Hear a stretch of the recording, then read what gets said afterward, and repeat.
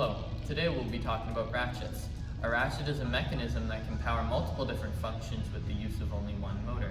You can attach it to a flywheel to keep the momentum of the flywheel after the motor has stopped spinning. It is frequently used in the VEX community and it has its own set of pros and cons. Today we'll be talking about 3 different designs with multiple different types of sprockets and gears on the inside to ratchet for different types of designs. A ratchet is composed of 3 main components: a gear or linear rack, a pawl or click, and a mount. The VEX example has a 60-tooth gear as the mount, a 12-tooth pinion as the gear, and this is the pawl or click. A real-world example is a zip tie.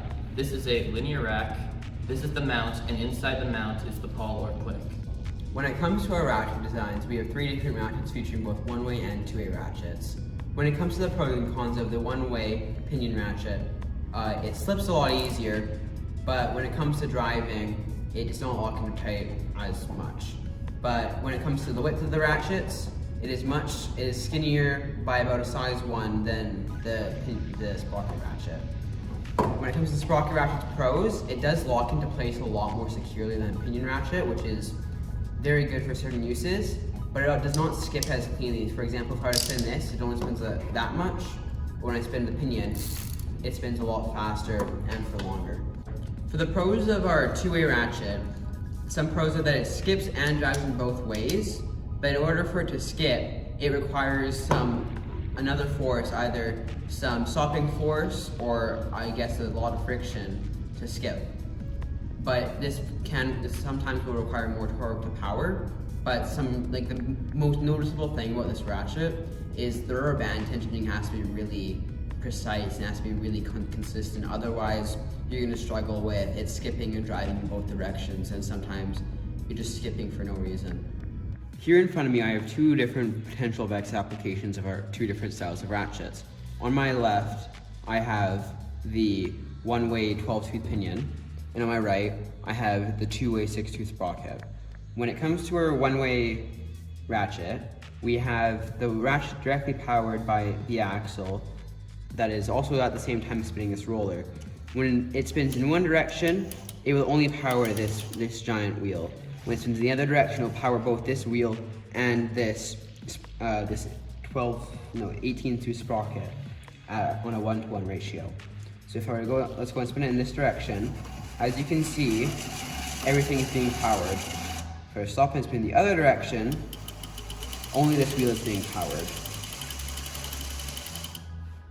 Now, when it comes to our two-way ratchet, it is built off an axle that directly powers our 60-tooth that it has the ratchet built onto it, that then powers a pinion to a 36-tooth on a compound gear ratio. If we go ahead and spin it in one direction, you'll notice how it's powered. If I go and spin in the other direction, you'll notice how it's also powered.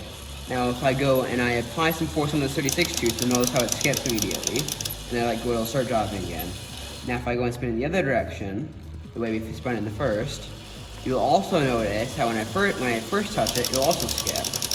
So the way this works is this screw is just short enough that it can freely go both ways. And when it goes past, the rubber band tensions it more back towards the center, but not enough that it fully pulls it through. So this can be built into something that spins in both ways. The way we currently have it set up, it's on a geared up ratio, so you could put this onto a flywheel or something. Now, this is your choice on how you choose to implement it, but these are two examples of ratchets. Okay, now I'm going to teach you how to build a ratchet. First, you take your 60-tooth gear and put one green round insert into each side of your 60-tooth. Next, you're going to take the axle of whatever size you need for your project. Next, you take your pinion, put that on the axle, and then put the axle in the 60-tooth.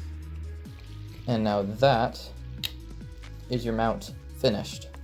So now we'll put that to the side, and we're gonna build the pawl or click, whatever you want to call it.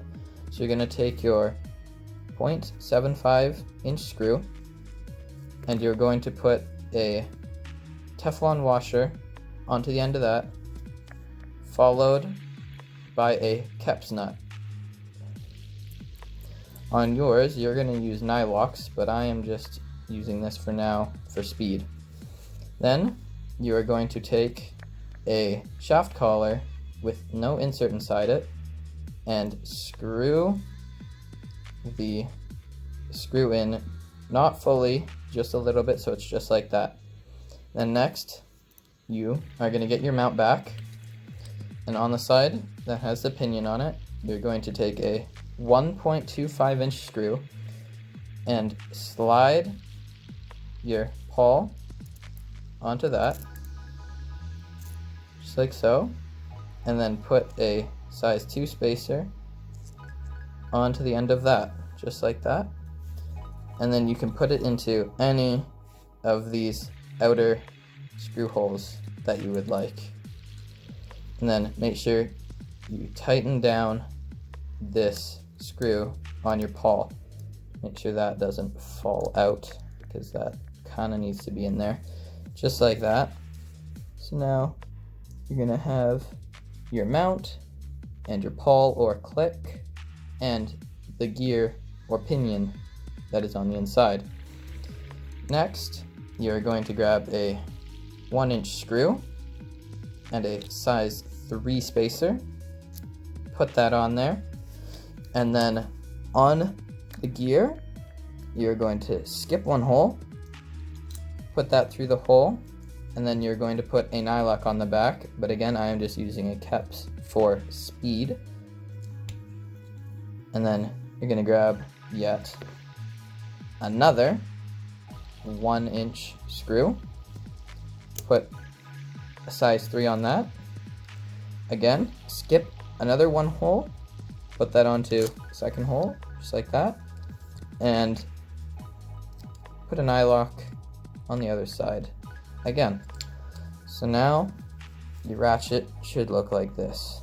So next, you're going to take your tensioning device, which is an elastic band, lift up the pawl, put the elastic on to the pawl, and wrap the elastic up and around the pawl or clicker, around to the first peg to the second peg. And then now you can hear that you now have a fully functioning ratchet for whatever you need.